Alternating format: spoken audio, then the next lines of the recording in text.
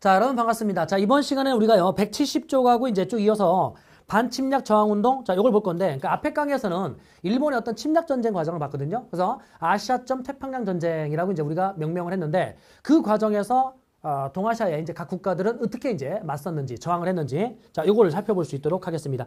그래서 교재는 170, 171, 172 쭉 넘어가야 되는데, 어디를 먼저 볼 거냐면, 쌤이 173쪽을 먼저 볼게요. 173쪽. 여기부터 먼저 할 건데, 평화를 위한 노력. 평화를 위한 노력. 여기가 좀 외울 게 있거든요. 그러니까 사람 이름을 여러분들이 조금 이제 기억을 하셔야 되는데, 반전, 반제, 자, 운동, 이렇게 합시다. 그러면 반전, 반제, 운동에 사상적 기반이 됐었던 게 뭐가 있었을까라고 한다면, 이 반전, 반제, 운동의 사상적 기반은 이런 게 있었답니다. 자, 반전, 반제, 자, 반전, 반제, 사상. 반전, 반제, 사상이 반전, 반제 운동의 사상적 기반입니다. 두 번째는 뭐가 있냐면 무정부주의. 무정부주의. 그러니까 일부 쌤들이 이 반전, 반제 운동을 설명하면서 무정부주의만 가지고 설명을 하거든요. 그러면 결론은 이 반전, 반제 운동을 했었던 모든 사람들이 다 무정부주의, 아나키스트라는 얘기가 돼버리죠. 그렇지 않았다는 거죠. 그러니까 여기 있는 이 반전, 반제 운동의 사상적 기반은 무정부주의와 그 다음에 반전, 반제 사상이라는 게 있었다. 그래서 이제 두 개를 나눠서 볼 거예요. 저는 나눠서 볼 건데 반전, 반제 사상을 먼저 설명해 보겠습니다. 자, 반전, 반제 사상에 기반을 둔 평화를 위한 노력. 그 평화를 위한 노력에 누가 했었냐면 고토코, 자, 슈스이. 이 고토코 슈스이는요, 러일 전쟁이 발발되기 직전, 고토코 슈스이. 자, 러일 전쟁이 발발되기 바로 직전에 전쟁을 하면 안 된다. 자, 전쟁 반대를 주장했었던, 자, 그런 인물이 고토코 슈스이라고 할 수 있겠고요. 두 번째 간다면 우치무라 간조. 이 우치무라 간조는 러일 전쟁이 터진 거예요. 그래서 러일 전쟁의 비도덕성을 비판을 합니다. 자, 러일 전쟁의 비도덕성을 비판했다. 그래서 고토코 슈스이는 러일 전쟁 발발 직전에 전쟁하면 안 돼! 라는 거고, 그 다음에 우치무라 간조는 러일 전쟁 중에 전쟁 자체의 비도덕성을 비판했다는 거죠. 세 번째 간다면 여기에 안중근. 설마 안중근 모르지 않겠죠? 이 안중근이 만주 하얼빈에서 누구를 사살하게 됩니까, 여러분들? 이토 히로부미를 사살하죠. 이희라고 쓸게요. 자, 이희를 뭐하게 됐다? 사살하게 됐다. 이때 이토 히로부미를 사살했고 안중근은 이제 생포가 됩니다. 생포되어서 이제 리순 감옥에 이제 들어가는데 리순 감옥에서 1심 재판에서 이미 사형이 선고가 되죠. 그래서 사형 선고가 됐었을 때 항소를 하지 않아요. 그러니까 항소할 생각이 없다. 어차피 니들은 답을 정해놓고 지금 재판하는 거 아니냐. 심지어 이 안중근의 이제 어머니께서 면회로 왔는데 그 면회 와서도 어머니가 뭐라고 그랬냐면 아들아 목숨을 구걸하지 말아라. 이런 식으로 이제 아들한테 이야기를 했단 말이죠. 아무튼요. 그러면 상소를 하지 않을 건데 그때 이제 일본에게 뭐라고 그러냐면 내가 책을 한 권 쓸 동안 재판을 내가 상고하지 않을 테니까 책을 한 번 쓸 수 있는 시간적 여유를 좀만 달라. 그래서 결국은 이토 히로부미를 사살했던 이 안중근에게 약간의 시간을 줬대.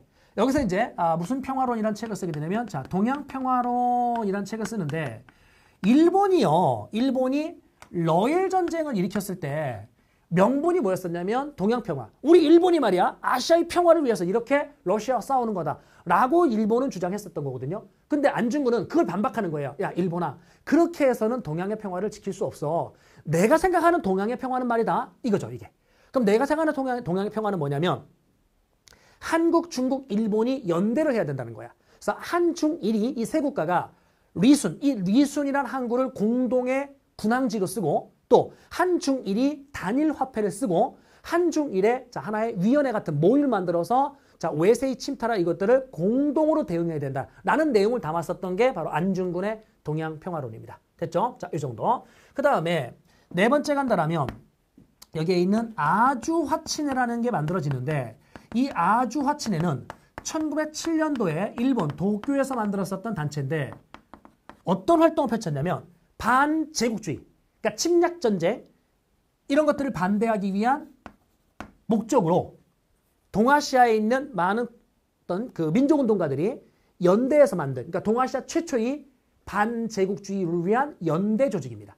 동아시아 최초의 반제국주의 활동을 위한 연대 조직. 그래서 이 아주아 친해에 핵심 멤버들이 있는데 시험에 이들을 다 묻진 않을 거고 자 고토쿠. 자 고토쿠 계속 자 스펠링이 자 고토쿠 슈스이. 아까 나왔었나요? 나왔었죠. 위에 이 고토쿠 슈스이 여기서도 나오네요. 그죠? 그래서 아주아 친해에 사람 이름은 다 외우지 말고 고토쿠 슈스이만 여러분들이 체크하시면 되고 반제국주의 활동을 위한 동아시아 최초의 연대 조직이었다. 이 정도. 됐죠? 자, 다섯 번째 간다라면 여기에 있는 후세 다츠치. 이 후세 다츠치는요. 누구를 변호했냐면 박열열사. 이 박열열사를 자, 변호했었던 인권 변호사입니다. 그러면 박열열사를 변호했다. 뭐가 있었냐면 1923년도에요.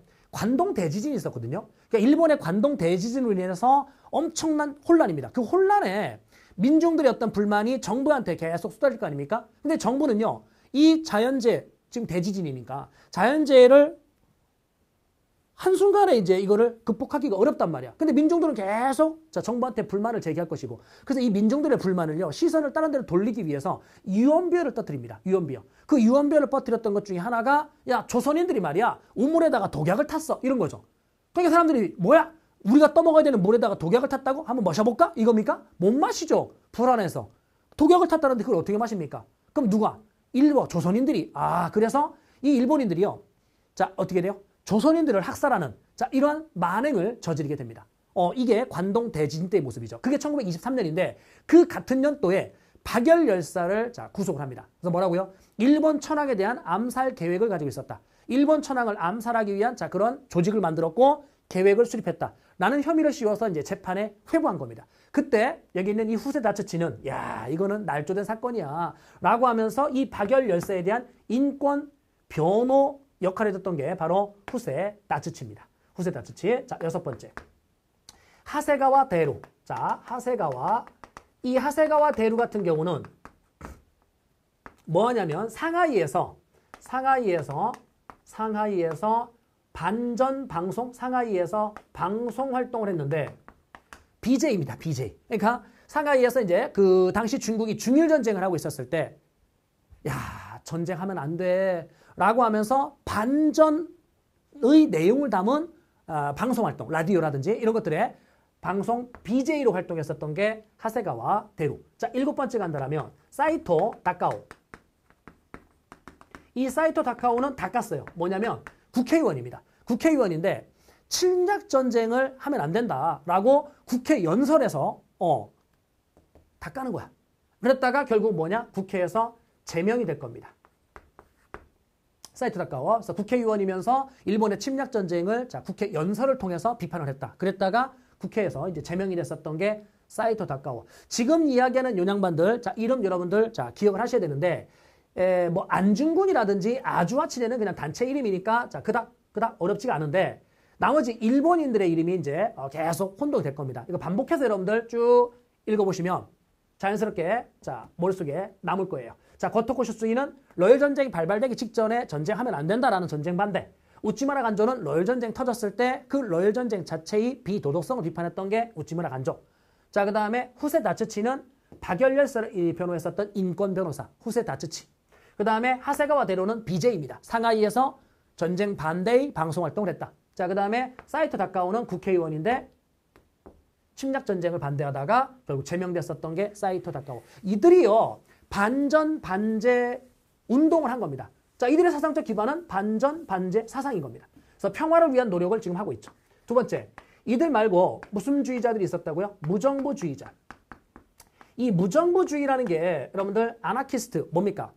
국가의 공권력이라는 것이 오히려 개인의 행복과 자유를 침해한다. 그러니까 국가의 공권력은 없어야 된다. 그래야만 개인의 행복과 자유를 뭐 할 수 있다? 보장받을 수 있다. 이게 이제 무정부주의의 기본 내용이라면 이 동아시아 같은 경우는요. 무정부주의를 개인 문제보다는 무슨 문제? 사회 문제 해결을 위한 수단으로 자, 무정부주의를 수용해요. 그러면 동아시아에 있는 사회 문제가 뭡니까? 그렇죠. 제국주의 침략을 받고 있고 제국주의 식민 지배를 받고 있죠. 그러니까 일본이 중국을 침략하고 있고 자, 조선을 식민 지배하고 있고 자, 이런 제국주의였던 그 행태 그게 사회 문제인 거죠. 그러니까 그걸 어떻게 해야 됩니까? 타도해야 되는 거 아닙니까? 무정부주의가 뭐라고 했어요? 국가 공권력. 근데 이때는 지금 국가가 아니라 일본 제국주의잖아요. 그들의 식민지를 받고 있으니까. 그러니까 그 일본 제국주의를 타도하는 것이 결국은 사회 문제를 해결할 수 있는 방안이다. 수단이다. 라고 이제 무정부주의를 수용을 했다는 거죠. 개인 문제보다는 사회 문제 해결을 위한 수단으로. 자, 그랬을 때 여기에 각국의 무정부주의자들을 먼저 볼 건데 이 무정부주의자의 한국을 가게 되면은요. 자, 한국에서는 신채호, 이회영, 박열 열사가 무정부주의자이기도 하네요. 그죠? 자, 그 다음에 일본에 가게 되면 자, 일본에는 고토쿠 슈스이. 아니, 도대체 얘는 몇 번 나오는 거야? 자, 지금 고토쿠 슈스이는 몇 번 나왔습니까? 3번 나왔죠. 고토쿠 슈스이. 러일 전쟁 발발 직전에 전쟁하면 안 된다. 이거 주장했고 아주하치네의 핵심 멤버이기도 했고 그죠? 아주하치네 핵심 멤버이기도 했고 또 여기에 있는 무정부주의자이기도 합니다. 그래서 일본의 고토쿠 슈스이. 자, 그 다음에 중국을 가게 되면 이 중국에서는 류스페이. 자, 그 다음에 누가 있었냐면 바진. 이런 인물이 있었는데 이 바진 같은 경우는 일본의 어떤 제국주의 침략에 우리가 직접 맞서야 된다. 그래서 혁명을 일으켜야 된다. 무슨 전쟁을 강조했었던 거냐면 혁명전쟁. 이 혁명전쟁을 강조했었던 게 바로 바진입니다. 아무튼 각국의 무정부주의자들 자, 이름 이렇게 하나 확인하시고요. 여기다가 쓸게요. 뭘 쓸 거냐면 무정부주의자들을 자, 함께 묶은 연대 조직, 연대 활동 첫 번째, 두 번째. 첫 번째는 신채호가 주도한 건데요. 동방 무정부주의자 연맹이라는 게 있어요. 이게 1928년 누가 주도했다고요? 신채호가 주도합니다. 신채호. 그 다음에 자, 항일 구국 연맹이라는 게 있는데 자, 요게 누가 주도했던 거냐면 이회영이 주도했었던 겁니다. 그러면 신채호와 이회영이 각각의 동방 무정부주의자 연맹, 자, 항일 구국 연맹 이런 걸 만들어서 중국의 무정부주의자, 일본의 무정부주의자 그들과 함께 연대 활동을 했었던 그 조직이 이거라는 겁니다. 요거 명칭 둘 다 기출이기 때문에 명칭 기억하셔야 돼요. 그중에 이 신채호 같은 경우는요. 동방 무정부주의자 연맹이라는 걸 만든 게 28년인데 이걸 만들면서 일본 제국주의, 이 제국주의의 어떤 정부를 무너뜨리고 싶은 거잖아요. 그래서 뭐 했냐면 이들의 경제적 혼란을 야기시키고 또 성공을 한다면 일종의 활동 자금으로 쓰기 위해서 위조화폐를 만듭니다. 그러니까 이들의 경제적 혼란을 야기시킬 목적으로 위조화폐를 만드는데 그 위패 사건이 곧바로 적발되면서 체포가 돼요. 체포가 돼가지고 이 신채호가 리순 감옥에 갑니다. 리순 감옥에 가서 몇 년 형을 선고받았냐면 10년 형을 선고받았거든요. 그럼 28년도에 체포돼서 10년형이니까 38년도에 나오면 되는데 형기를 다 채우지 못하고 리순 감옥에서 결국은 순국하십니다. 36년도에. 아무튼 그러면 동방 무정부주의자 연맹, 그 다음에 항일 구국연맹, 자 누가 주도했는지 여러분들 확인하시고 여기는 이 박열 같은 경우는 아까 앞에서 봤었던 후세 다츠치, 그 후세 다츠치와 연결시켜서 공부를 해두시면 됩니다. 자, 지금 얘기하고 있는 게요. 뭐 하고 있는 거라고요? 반전 반제 운동하고 있는 겁니다. 즉 평화를 위한 노력인 겁니다. 그랬을 때 이 평화를 위한 노력을 우리가 이야기할 때 그들의 사상적 기반이 뭐냐? 바로 무정부주의자들도 있고 또 반전 반제 사상이라는 것도 있다. 그래서 반전 반제 사상 혹은 무정부주의 자 이들의 활동으로 나름의 평화를 위한 노력 반전 반제 운동이 뭐가 있었는지를 살펴본 겁니다. 이제는요. 각국의 평화를 위한 노력에서 연대 활동을 볼 겁니다. 자, 각국의 뭘 볼 거냐면 연대 활동을 볼 건데 경우의 수는 자, 세 가지로 나눠보겠습니다. 어떻게 나눌 거냐? 일단은 여기에서 중국과 일본의 연대 활동을 보겠습니다. 그러니까 일본 내에서도요. 제국주의 침략이나 전쟁을 이제 원치 않는 그런 일본의 민족운동가들이 있거든요. 그러면 중국과 일본의 연대 활동에서는 어떤 걸 하나 기억하냐면 요거 하나 기억하십시오. 자, 일본 병사 반전 예난 지부 그러면 일본 병사 반전 예난 지부 지명이 여기에 뭐, 자, 충칭이다 그러면 충칭 지부가 있을 거고, 시안이다 그러면 시안 지부가 있을 것이고, 많은 동네가 있겠네요. 그래서 예난 지부. 그럼 뭘 확인하는 거냐면, 예난이라는 동네는 누구들의 근거지죠? 공산당. 아하. 중국 공산당. 그래서 2차 국공합작에서, 당시에 2차 국공합작의 국민당은 어디에서? 충칭. 자, 국민당은 충칭. 자, 그리고 공산당은 예난. 그러니까 2차 국공합작하기 전에 강남의 루이진에서 예난호까지 이렇게 좁게 올라갔었던 거잖아요. 그래서 여기가 공산당의 근거지고 여기는 국민당의 근거지입니다. 둘이 함께 손잡고 일본에게 지금 싸우고 있죠. 그런데 일본과의 자, 항일과 그 전을 전개하고 있었을 때 일본 병사 중에 포로로 잡힌 애들이 있을 거 아닙니까? 그 포로로 잡힌 아이들이 자, 지금 어떻게 돼요? 여기 온 거예요. 그 여기 포로가 됐는데 얘들이 어떻게 돼요? 아, 그래. 전쟁이란 건 비참한 거구나. 이제 깨달은 거죠. 그리고 나는 일본 정부가 강제로 지금 끌고 왔기 때문에 이 전쟁에 참전했었던 건데 자, 이 전쟁에 끌려온 또 다른 내 친구들, 또래 친구들이 막 지금 다 전쟁 아직도 싸우고 있잖아. 그들한테 얘들아 전쟁하면 안 돼. 전쟁하면 총 맞으면 너만 개죽음이야. 우리가 누구를 위해서 이렇게 싸우는 건데 이거 의미 없는 전쟁이다. 빨리 투항해라 나처럼. 이렇게 된 겁니다. 그래서 일본 병사 반전 예난 지부는 일본 병사가 일본 솔저가 지금 어디까지 온 거예요? 예난까지 온 거잖아요. 그러니까 무슨 전쟁 중이라는 거? 그렇지. 중일 전쟁 중이라는 거. 그러니까 이게 몇 년도에 만들어지는지를 자, 교과서에 다루지 않아요.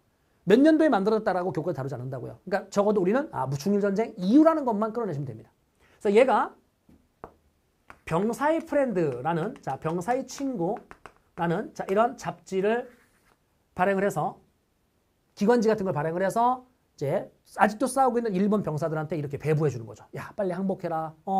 평화만이 살 길이다. 뭐 이런 식으로. 아무튼 자, 이때 중국과 일본. 두 번째는 한국과 일본. 이렇게 한번 가볼까요? 한국과 일본. 이 한국과 일본에서는 일본 반전 동맹이라는 게 있는데 자, 반제 동맹. 자, 일본 반제 동맹이라는 게 있는데 이 일본 반제 동맹에 얘들이 반제 신문을 이제 발행을 하거든요. 반제 신문을 발행했는데 조선어로 이제 신문을 발행해요. 그러다 보니까 자, 여기 있는 조선인들이 자, 대거 가입을 합니다.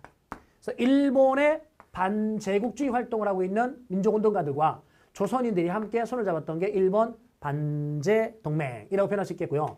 두 번째 간다라면 형평운동이라는 게 있고 수평운동이라는 게 있는데 이 형평운동과 수평운동에서 형평운동을 먼저 말씀드리면 이게 우리나라 거거든요. 그래서 한국사에서 여러분들 형평운동이라는 걸 이제 배워야 되는데 이 형자가 뭐냐면 저울형자예요.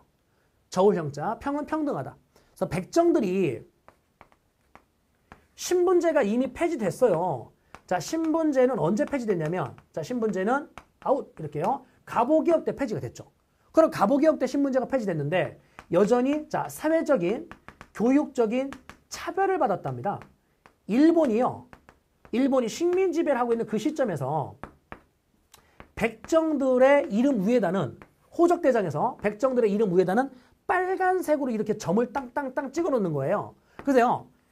학생들이 이제 초등학교 입학을 할 때 그 입학식 할 때 가족관계 증명서 이런 걸 이제 제출해야 되는데 그 가족관계 증명서를 딱 제출했을 때 아버지 이름 위에 빨간색 점이 찍혀 있네. 어머나 얘 아버지는 백정이었네. 예전에 천민이었었네. 라고 하면서 자, 낙인을 찍어놓고 계속 차별해요. 그러니까 백정들의 자식들은 학교에 입학을 안 받아줍니다. 와. 그래서요. 경상도의 진주에 이학찬이라는 백정이 있었는데 그 이학찬이라는 백정이 화가 난 겁니다. 왜 우리 백정들이 이렇게 차별받아야 되느냐. 우리 자식들은 학교에 왜 입학을 안 받아주냐.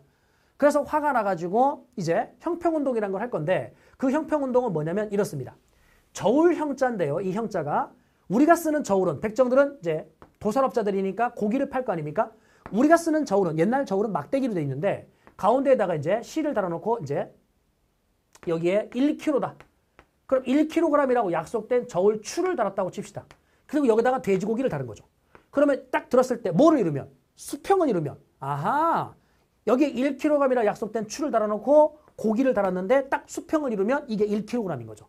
이게 옛날 저울인 겁니다. 그래서 옛날 저울은 자 이렇게 나무로 돼 있었던데 자 그게 중요한 게 아니라 우리가 쓰고 있는 이 저울은 저울형자 항상 뭐하다? 평등하다. 저울은 절대 거짓말하지 않는다. 그런데 이 인간 사는 세상은 왜 이렇게 삐끗하냐? 기울어진 운동장이라는 거죠. 우리는 왜 차별을 받아야 되는 거냐? 신분제는 이미 없어졌음에도 불구하고 사회적, 교육적 차별을 왜 받아야 되는데 억울하다라는 게 1923년 진주에서 시작돼요. 우리나라에. 근데 일본에서도 똑같이 그 운동이 있었던 거예요.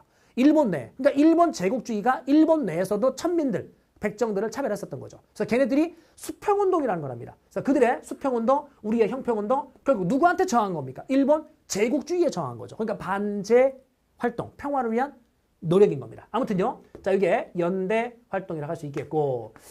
자, 제일 어려운 게 누구와 누구의 연대냐면 바로 한국과 중국의 연대입니다.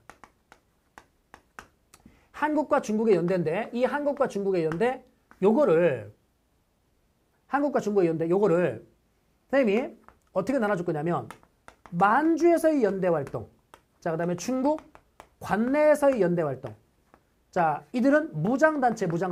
자, 무장단체가 아닌 거 먼저 하나 말씀드리면 한국과 중국의 민족이 일본에게 저항하기 위해서 한중민족 항일. 자, 한국과 중국의 민족이 일본에게 저항하기 위해서 뭉쳤답니다. 그래서 한중민족 항일 대동맹. 그럼 한중민족 항일 이 대동맹은 중국의 국민당 정부하고 우리나라의 임시정부, 임정이 함께 손을 잡았는데 얘네들은 실질을 회복하기 위해서, 즉 외세에게 뺏긴 땅, 실질을 회복할 목적으로, 임시정부는 독립을 목적으로, 즉 주권 회복을 목적으로 함께 손을 잡았었던 게 한중민족 항일 대동맹입니다. 자, 이거는 시험에 나오는데 무장단체가 아닙니다. 알겠죠? 무장단체가 아니라 국민당과 임시정부가 함께 손잡은 거고, 이제는 만주와 관내에서의 무장단체에 대한 이야기를 할 거예요. 이게 복잡하다는 겁니다. 그러면 칠판은 다 지울 거고요. 다시 단락을 바꿔서 정리를 해볼게요. 만주에서요. 이거 먼저 가볼까요? 우리나라에서 여러분들 3.1운동이라는 게 있었는데 그 3.1운동에서 일본의 어떤 그 과잉 진압? 자, 그걸로 인해서 우리는 뭘 느꼈냐면 일본에게는 말로 저항해서는 안 되는구나. 우리도 무력을 사용해야 되겠구나. 즉 무장투쟁이라는 것이 20년대에 본격화됩니다. 그럼 20년대에 무장투쟁이라는 게 본격화되는데, 자, 만주에서 일본과 우리가 첫 번째 싸워서 승리를 거뒀던 게 봉오동 전투라는 게 있답니다. 봉오동 전투 첫 승리입니다. 그럼 일본의 입장에서는 첫 패배죠. 그래서 만주에 있는 독립군들을 대대적으로 소탕하기 위해서 훈춘 사건이라는 걸 날조하는데, 이 훈춘 사건은 봉오동이라는 동네 바로 옆에 훈춘이라는 도시가 있었는데 그 훈춘에 일본 공사관이 있었습니다. 그 공사관을 지그들이 불태우고 중국 정부한테 우리 공사관을 말이야 여기 있는 독립군들이 불태웠어. 우리 경비병이 필요해. 라고 경비병을 주둔시키기 위한, 그래서 날조한 사건이 바로 훈춘 사건입니다. 그럼 훈춘 사건으로 일본의 대규모 병력이 만주에 들어옵니다. 그 대규모 병력을 우리가 유인작전을 해서 6일 동안 치열하게 싸워서 승리를 거뒀었던 최대 승리, 청산리 대첩이라는 게 있습니다. 청산리 대첩. 그럼 청산리 대첩, 이 청산리 대첩은 1920년 10월인데 최대 승리입니다. 봉오동 전투가 여러분들 첫 승리라고 한다면 얘는 최대 승리입니다. 그럼 이 최대 승리는 우리 입장의 표현인 거고 일본의 입장에서 최대 패배인 거죠. 그래서 이거에 대한 보복을 하기 위해서 민간인들까지 무차별적으로 학살합니다. 자, 이게 바로 무슨 참변? 간도참변. 이 간도참변, 이걸로 인해서 독립군 부대가 또 한 번의 시련을 겪습니다. 그래서 잠시 어디로 가냐면 러시아 땅으로 갑니다. 러시아 땅에 갔다가 거기서 또 뒤통수를 맞고 만주로 돌아옵니다. 만주로 돌아왔어요. 자, 만주로 돌아왔어요. 만주로 돌아와서 몇 부를 성립시키냐면 3부를 성립시킵니다. 자, 3부. 시험에는요, 요 용어하고 요 용어 정도만 나와요. 이건 한국사에서 필요한 거고 똥사에서는 이 자체를 묻진 않습니다. 그러면 3부가 누가 있느냐? 참의부가 있고요. 정의부가 있고요. 자, 그 다음에 신민부가 있습니다. 참정신. 시계 방향으로 돌려볼게요. 자, 여기에 만주의 남만주 쪽, 이 남만주 쪽에 참의부, 그 다음에 정의부, 신민부. 자, 시계 방향으로 23년, 24년, 25년. 연도 몰라도 되고요. 참정신. 시계 방향으로 참정신. 위치만 확인합시다. 그러면 3부를 성립시켜놨는데 그러니까 독립군 부대가 재정비된 거예요. 러시아 땅에 가서 어쩌고저쩌고 뒤통수 맞고 돌아와서 3부가 이제 만들어지기 시작합니다. 그랬더니 일본이요. 여기에 미스야 협정이라는 걸 체결하는데 1925년입니다. 자, 생각해 보십시오. 만주의 군벌. 아하, 베이징과 만주를 장악하고 있던 최대 군벌이 누구였었죠? 장장님. 그 장장님이가 28년도에 죽거든요. 28년도에. 그럼 아직 25년도니까 만주와 베이징을 장악하고 있는 군벌은 장장님입니다. 그래서 일본이 이 장장님이를 찾아가서 야, 장쩌린 우리 손잡자. 이게 미스협정인데 내용은 뭐냐면 만주에 있는 독립군 부대, 즉 3부 이들을 해체시켜달라. 이들을 해체시켜준다면 너희들에게 현상금 같은 걸 주마 라고 약속했었던 게 바로 미스협정입니다. 그럼 이걸로 인해서 독립군들은 다시 한번 자 뭐래요? 위기를 맞이하게 된 겁니다. 맞죠? 그래서 이 위기를 극복하겠다라고 여기에서 뭐 하게 되냐면 3부를 하나로 묶어봅시다 라는 3부 통합운동이라는 게 벌어져요. 그럼 3부 통합운동이 벌어지는데 참의부, 정의부, 신민부. 그래서 정의부에 있는 아이들이 절반은 이쪽으로, 절반은 이쪽으로 이렇게 생각하시면 돼요. 그래서 이게 뭐가 될 거냐면 국민부가 될 겁니다. 그럼 여러분 국민부는 위치가 어디입니까? 남만주죠. 참정신 기억나죠? 남만주죠. 그럼 요거는 자 혁신의회란 이름으로 발전될 건데 얘는 북만주죠. 이 자체는 한국사에서 필요하지만 우리 시험에서는 안 필요해요. 자, 계속 제가 좀 이따가 색깔 있는 걸로만 따로 별표해 드릴게요. 국민부와 혁신의회. 아하. 두 개로 통합된 게 아니라 자, 아니 하나로 통합된 게 아니라 두 개로 통합됐네요. 그죠? 그랬을 때 이 국민부 산하에 조선혁명당이라는 게 있고 조선혁명군이라는 게 있습니다. 우리는 어떤 것만 기억하면 되냐면 요것만 기억하면 됩니다. 자, 그 다음에 혁신의회 산하에 한국독립당이 있고 한국독립군이 있습니다. 자, 뭐만 기억하면 된다고요? 요것만 기억하면 됩니다. 그렇죠? 요것만. 그러면 다시 3부 통합운동의 결과 하나로 통합되지 못하고 두 개로 통합됐는데 국민부라는 거하고 혁신의회라는 거로 통합됐다. 그때 국민부 산하에 조선혁명당, 조선혁명군, 혁신의회 산하에 한국독립당, 한국독립군. 그러면 이때 대빵이 누구냐면 양세봉. 여기에 대빵은 양세봉이고요. 여기에 대빵은 누구냐면 지청천입니다. 그러면 지청천 장군, 양세봉 장군 이들이 각각의 조선혁명군과 한국독립군을 이끌고 있는데 때마침 여기에서 무슨 사변이 터지냐면 자 만주 사변이 터집니다. 그러면 32년. 아니 미안해요. 31년. 그리고 나서 32년도에 무슨 국이 수립됩니까? 만주국이 수립되죠. 그러면 만주를 점령당했고 만주국이 수립되는 순간 만주에 있었던 중국인들의 입장에서는 와우 일본 고마워요. 새로운 정부를 만들어줘서 고마워요. 라고 지금 그들을 지지하겠습니까? 당연히 저항하겠습니까? 당연히 저항해야 되겠죠. 그래서 우리들과 함께 손을 잡는답니다. 자, 이게 바로 한중연합작전이죠.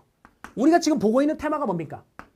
평화를 위한 노력. 그 평화를 위한 노력에서 각 국가들이 연대 활동을 하고 있는 걸 지금 보고 있잖아요. 그죠?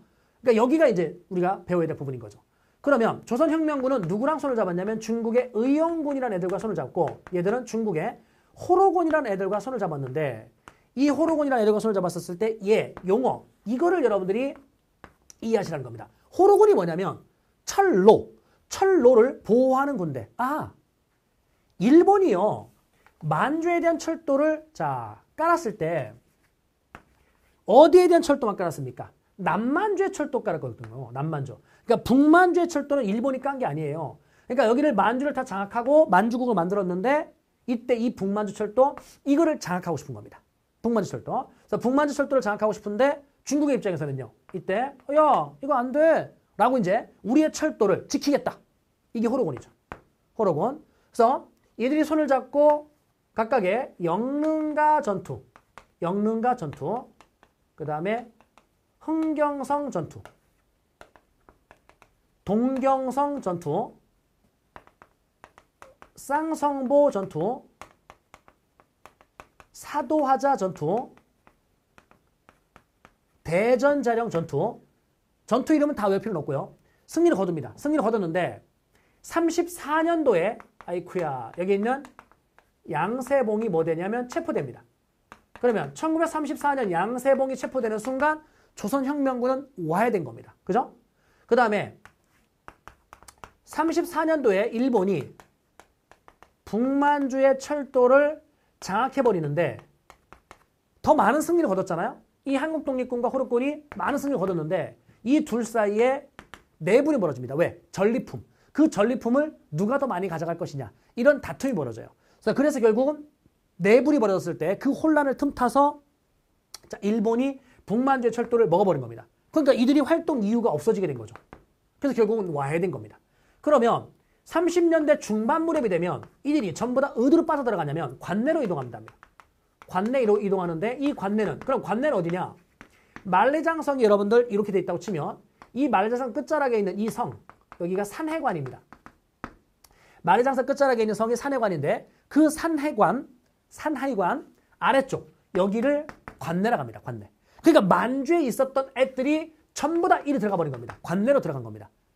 그러면요. 만주에는 단 한 명도 안 남았습니까? 아니죠. 남았겠죠. 예를 들어서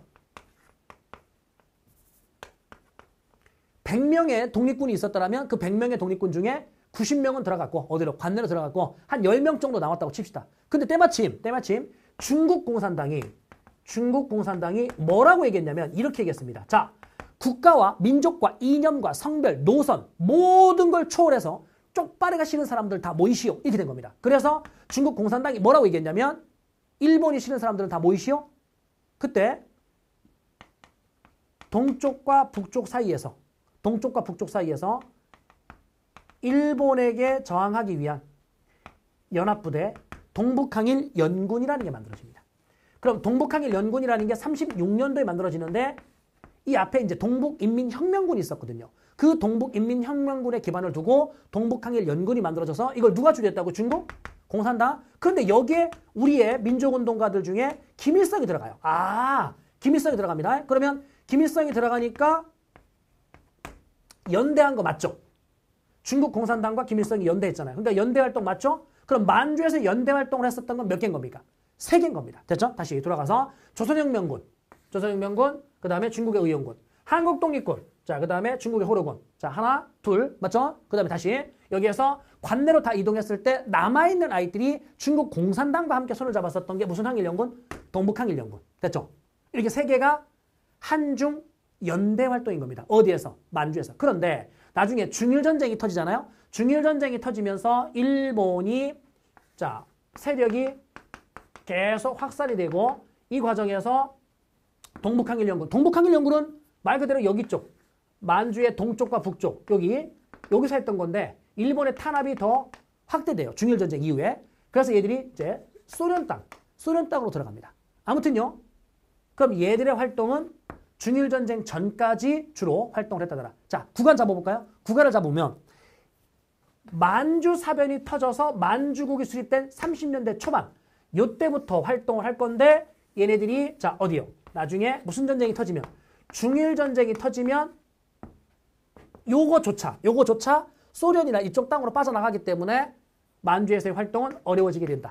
그래서 만주의 활동은 만주 사변에서부터 중일전쟁 요때까지의 독립군 부대 3개를 기억하는데 조선혁명군, 한국독립군, 동북항일연군. 그리고요. 이 동북항일연군은 시험에 나온다 안 나온다? 나와요. 나오긴 하는데 얘가 나오면 무조건 선택지에서 한국사도 그렇고 동사도 그런데 얘가 나오면 무조건 답이 아니에요. 왜? 김일성이 들어가 있기 때문에 얘는 무조건 답이 아닌 걸로만 나옵니다. 그러니까 얘를 뜨면 답이 아니다라고 제끼고 문제 푸셔도 돼요. 자, 다시 만주에서 몇 개?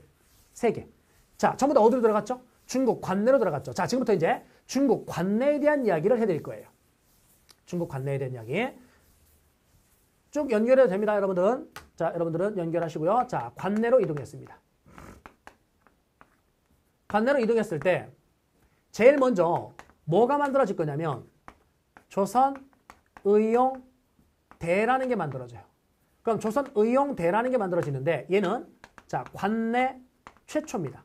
관내 최초인데 1938년이고요. 그럼 이거는 중일전쟁 후네요. 중일전쟁 후.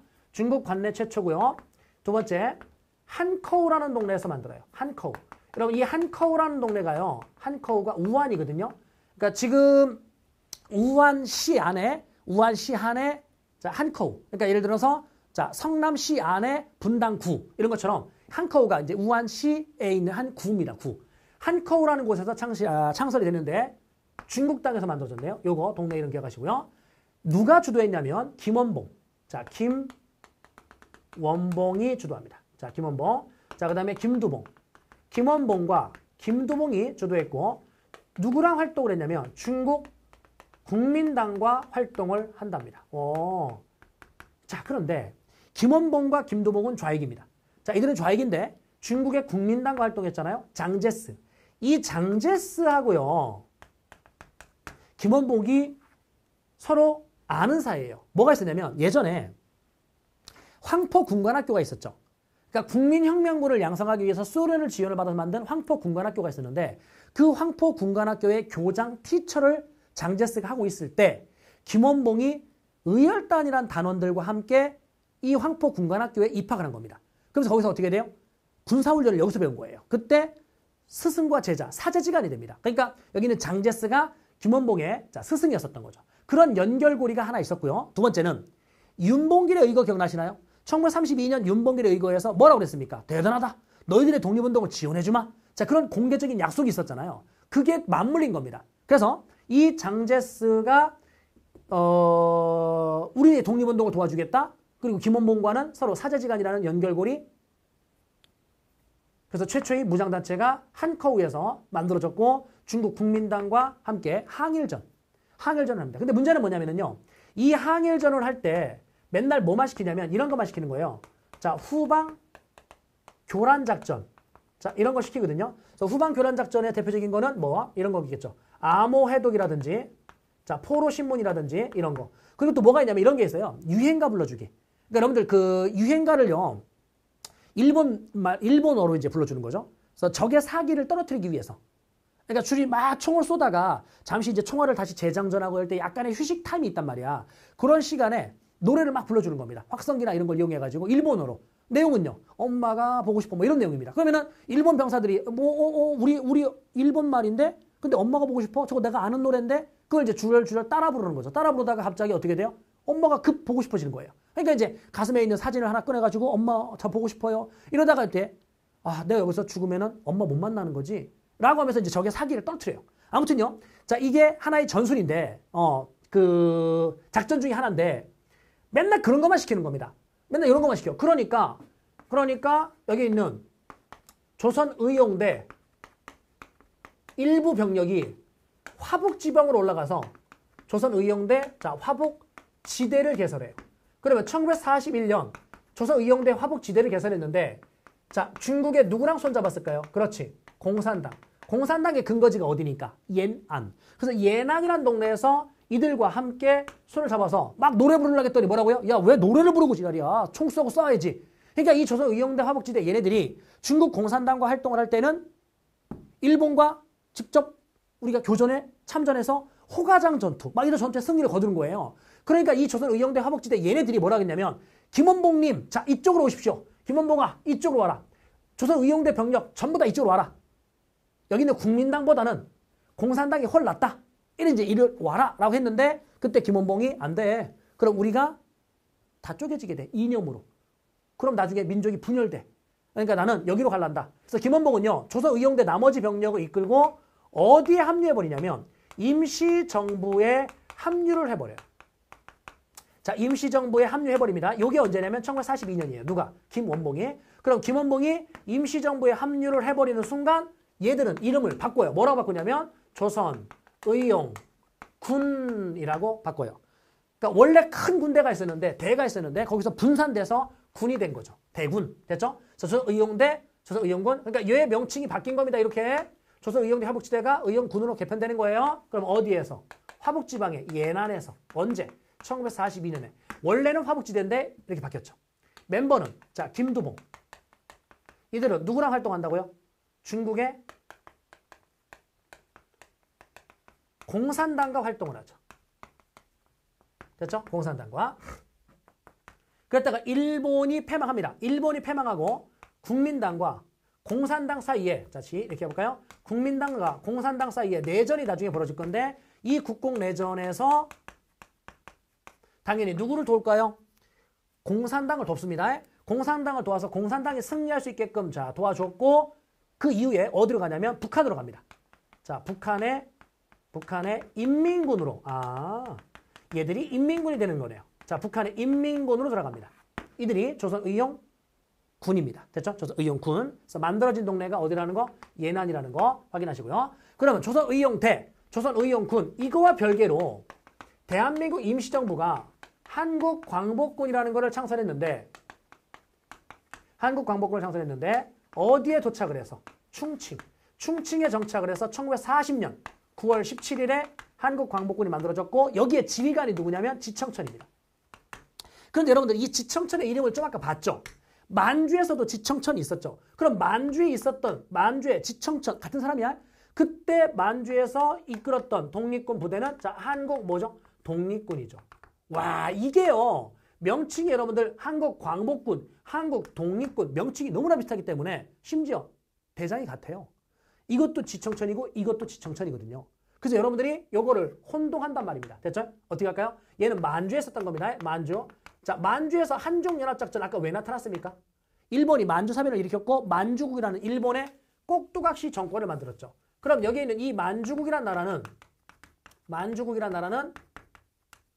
일본의 꼭두각시 정권, 일본의 개입니까? 개, 똑. 똑이라고 합시다. 됐죠? 말도 안 되는 얘기. 그럼 일본이 자 지죠? 그럼 짓는 그런 개와 같은 괴뢰 정권, 꼭두각시 정권입니다. 똑. 말도 안 되는 얘기. 똑. 뭐라고요? 독립군. 자, 그래서 만주에서는 독립군, 관내에서는 광복군입니다. 이건 임시정부의 직할부대고요. 대빵은 같은 지청천이었습니다. 그래서 활동 시기와 지역이 다르죠. 지금 관내는 무슨 전쟁 이후입니까? 중일전쟁 이후거든요. 자, 계속 가볼까요? 세 번째 간다라면 여기에서 누구랑 활동했냐면 자 중국 국민당과 이렇게 활동을 했었던 겁니다.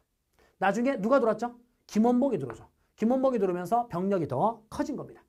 자, 동그라미 칠 테니까 보세요. 한국광복군 하나, 조선의용군 하나, 조선의용대 하나. 그러면 관내도 몇 개? 관내도 3개. 사실은요. 조선의용대가 나중에 어디로 들어가 버리게 되면 임시정부로 이렇게 들어가 버리게 되면 얘는 사라지는 거예요. 얘는 사라지는 거기 때문에 엄밀히 얘기하면 2개입니다. 왜 나중에 얘는 없어지니까. 근데 그렇게 공부하지 말고 만주에도 몇 개? 3개. 관내에도 몇 개? 3개. 이러시면 돼요. 만주에 3개, 관내에 3개. 자, 그리고 활동 시기를 끊어보세요. 만주에서의 한중연합작전은 만주사변에서부터 무슨 전쟁 전까지, 중일전쟁 전까지고 중국 관내에서는 얘가 최초인데 최초가 38년이란 말이야. 그럼 중일전쟁이 37년이니까 중일전쟁 이후에 45년까지. 그럼 쉽네. 만주에서의 연대활동이냐 관내에서의 연대활동이냐 위치 일단 구분하시고 만주는 만주사변에서부터 중일전쟁 때까지는 보시면 되고 관내는 중일전쟁 이후부터 만들어졌다. 그랬을 때 만주에 몇 개? 3개. 관내에 몇 개? 3개. 그래서 만주에 있었던 거 다시 한번 나열해보세요. 조선혁명군, 한국독립군, 동북항일연군. 이게 만주죠. 그죠? 그 다음에 관내로 가보세요. 관내로 가니까 자 제일 먼저 뭐가 만들어졌었어요? 조선의용대가 만들어졌죠. 의용대. 그래서 일부가 여기에서 뭐 된 거예요? 분산됐죠. 일부가 분산돼서 자 뭐가 된 거예요? 조선의용군이 됐죠. 의용군. 그 다음에 자 일부는 이쪽으로 뭐 한 거예요? 합류한 거죠. 합류. 42년도에. 얘가 뭐고요? 한국광복군이고요. 그래서 관내에 몇 개? 3개. 만주에 몇 개? 3개. 무장단체.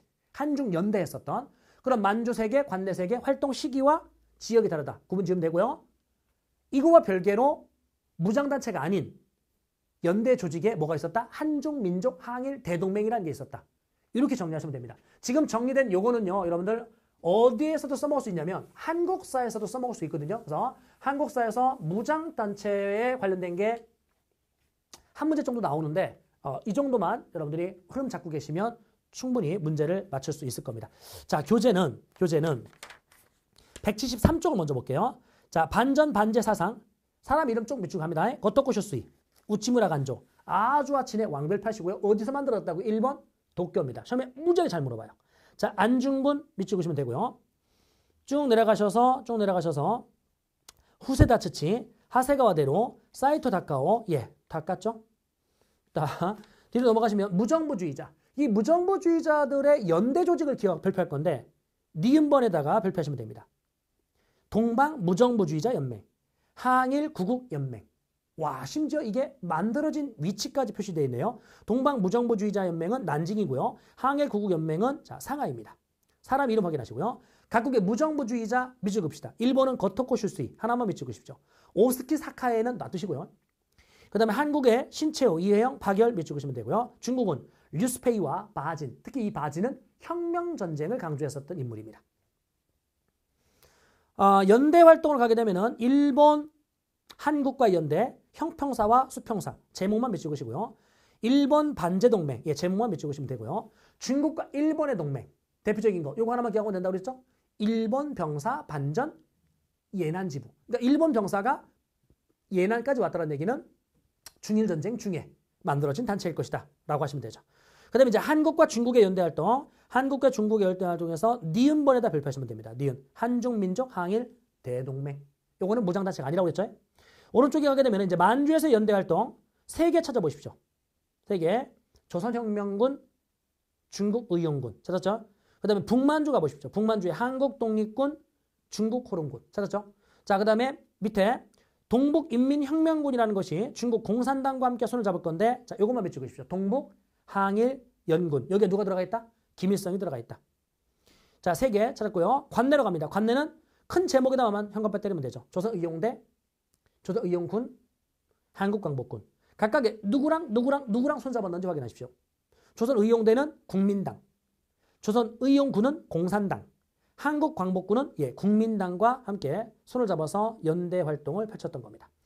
오른쪽에 핵심 체크 쪽에 보시면은요, 아시아점 태평양 전쟁의 전개 과정이 연도별로 쭉 나열되어 있거든요. 그래서 연도는요, 사실은 제가 이거를 한 2-3번 정도 반복했기 때문에 연도가 외우지 말아라도 일부 외워진 연도가 있을 건데, 여기는 연도를 사실 안 해도 돼요.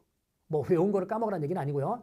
쭉 흐름을 잡아서 반복해서 읽어봐 두시기 바랍니다. 앞장으로 갈게요. 앞장으로 가게 되면은 반침략 저항운동에서 중국에 대한 이야기 170쪽에 보면 신해혁명, 자, 신해혁명의 자, 과정 나와 있고 영향에 발표할게요. 신해혁명의 영향.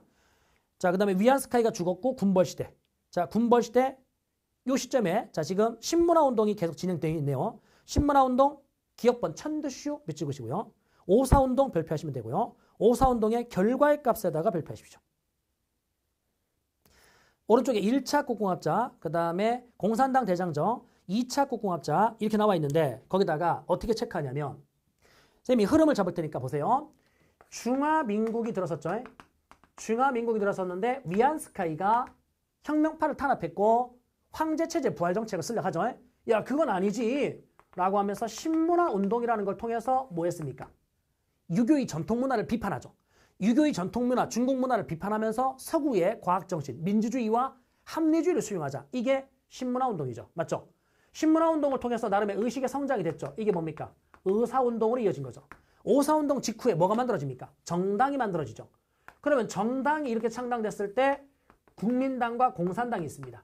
그럼 이때부터는 어떻게 가냐면 합작, 내전, 합작, 내전, 합내 이렇게 가시면 됩니다. 그럼 합내, 아하, 중화민국, 신문화운동, 오사운동, 정당이 만들어졌다. 합내. 이게 1차 국공합작. 그럼 얘는 당연히 2차 국공합작. 이거는 뭔데요? 이게 뭐냐면 바로 공산당 대장정입니다. 자, 공산당 대장정. 34년에서부터 자 36년까지의 모습이죠. 36년도 12월 달에 시안사건, 그리고 37년도의 중일전쟁. 그래? 2차 국공합작. 그 다음에 요게 뭐냐면, 자, 요게 바로 국공내전 46년부터 1949년 요때까지의 모습이죠. 그래서 공산당이 승리를 해서 중화인민공화국이 될 겁니다. 우린 여기는 아직 안 배웠어요. 여기는 안 배웠는데 합내 이러시면 됩니다. 합내. 탕후드라 3번 자 별표하시면 되고요. 탕후드라 4번은 왕별표 하시기 바랍니다. 잠깐만요. 위에 탕후드라 2번 있죠. 그것도 별표할게요. 탕후드라 2번 표면 잘 나옵니다. 나머지는 됐고요. 뒷장을 넘어가게 되면 이제 우리나라의 자, 민족운동, 평화를 위한 노력, 뭐 독립의군부라는 게 있었고 대한광복회가 있었는데 이거는 뭐 그닥 우리 시험에서는 중요하게 나오지 않을 거니까 읽어만 보시고요. 남만주에 가니까 이제 삼원보라는 동네에 신민의 회원들이 중심이 되어서 여기를 독립운동 기지로 이제 건설하거든요. 그게 누구냐면 바로 이회영입니다. 무정부주의자였었던 그 이회영. 이회영이 여기 있는 삼원보라는 동네를 사들였었을 때 당시에 이회영 가문의 집안이 조선에서요. 세 번째 손가락 안에 들어가는 갑부였었거든요. 엄청난 부자였었는데 자기 집의 재산을 다 팔아요. 토지를 파는데 오늘날 돈으로 환산하면 대략 한 600억 정도 된답니다. 그 600억 정도의 돈을 투자를 해서 삼원보에 땅을 사들인 거죠. 그러면서 여기에 조선인들이 살 수 있는 일종의 타운을 건설한 겁니다. 이게 바로 독립운동 기지 삼원보입니다. 거기에 신흥무관학교라는 게 만들어졌고 그 신흥무관학교에서 군사훈련을 받은 사람들이 나중에 이제 무장 투쟁의 멤버들로 이제 활약을 하는 거죠. 그다음에 상하이에서는 이제 신한혁명당이라는 게 만들어지는데 이때 대동단결 선언이라는 게 발표됐다. 자, 탐구단은 5번 조그맣게 발표하시고 어디에서 발표된 거라고요? 상하이입니다. 밑에 내려가면 이제 3.1운동이 있었고요. 자, 3.1운동의 영향 발표하시면 되고요. 민족유일당 운동. 자, 민족유일당 운동 요거를 다시 발표를 할 건데 민족유일당 운동은 이념을 초월해서 손을 잡자. 이게 민족유일당 운동이거든요. 그러니까 민족유일당 운동은 다른 말로 자, 무슨 합작이라고 표현하냐면 좌우합작이라고 표현해요. 그럼 민족유일당 운동 좌우합작을 표현하는데 중국이 무슨 합작을 했습니까? 국공합작을 이렇게 했잖아요. 그럼 중국이 1차 국공합작을 이렇게 했었을 때 이 모습을 보고 우리가 자극을 받은 거예요. 그래서 중국이 1차 국공합작하는 모습을 보고 우리가 자극을 받아서 무슨 회라는 단체가 만들어지냐면 신간회가 만들어지는데 이 신간회가 1927년에 만들어진 국내 최대 민족유일당 운동이에요. 여러분 민족유일당 운동은 이거 하나만 있는 게 아니에요. 이게 하나만 있는 게 아니라 좌익과 우익이 손잡으면 다 민족유일당 운동입니다. 예를 들어서 한국광복군이 임시정부의 직할부대인데 김원봉이 좌익이고 김원봉이 42년도에 합류했잖아요. 그럼 김원봉이 좌익이고 얘들은 우익이었었는데 둘이 합류했잖아요. 이것도 민족유일당 운동이에요. 그러니까 좌익과 우익이 손잡으면 전부 다 민족유일당 운동입니다. 됐죠? 그런데 이 신간회가 나중에 뭐가 되느냐면 해체가 될 거예요. 해체가 되는데 31년도 해체되는데 중국에서 여러분들 자 신간회가 만들어지자마자 중국에서 4.12 쿠데타가 있었던 거죠. 4.12 쿠데타가 1927년 북벌을 하는 도중에 상하이에서 국민당의 장제스가 공산당들을 축출시킨 이게 상하이 쿠데타잖아요. 야, 하늘에 꺼져. 라고 그들 내보냈지 않습니까? 자, 이 모습을 보고요. 이 코민테른이 뭐냐면 코민테른이 국제 노동자 대회거든요. 그럼 국제 노동자 대회 이건 또 뭔 말입니까? 사회주의의 이념을 가지고 있는 노동자들의 자, 모임이에요.